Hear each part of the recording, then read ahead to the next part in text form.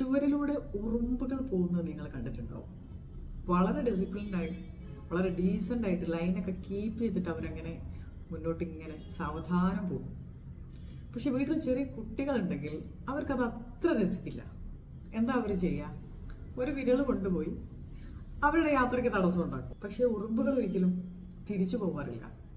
അവർ മുന്നോട്ട് തന്നെ പോകും. പുതിയ വഴി കണ്ടുപിടിച്ച് അവർ അതിലേ മുന്നോട്ട് പോകും. അവർക്ക് അവരുടെ കഴിവിൽ ആത്മവിശ്വാസമുണ്ട്. അവർ മുന്നോട്ട് അവരുടെ ജീവിതയാത്ര മുന്നോട്ട് തന്നെ പോകുമെന്നുള്ള പൂർണ്ണ വിശ്വാസം അവർക്കുണ്ട്. അതാണ് ശരിക്കും ജീവിത ഭാഷ. എനിക്ക് കഴിയുമെന്നുള്ളതാണ് ജീവിത ഭാഷ.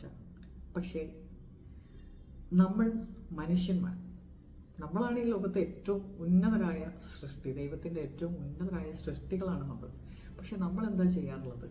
നമ്മൾ സാധാരണ എനിക്ക് കഴിയില്ല, നിനക്ക് കഴിയില്ല, നമ്മൾക്ക് കഴിയില്ല. ഇതാണ് നമ്മുടെ ഭാഷ.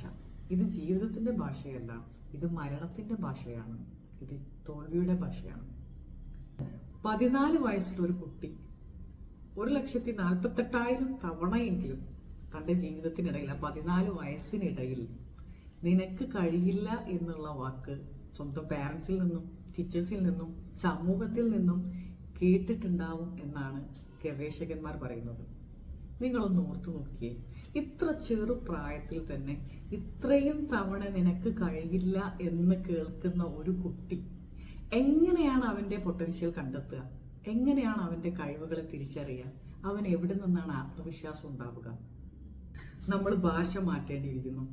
നമ്മുടെ ഭാഷ ജീവിതത്തിൻ്റെതാക്കണം. എനിക്ക് കഴിയും, നിനക്ക് കഴിയും, നിങ്ങൾക്ക് കഴിയും. ഇതായിരിക്കണം നമ്മുടെ ഭാഷ. Let's grow together with the symphony.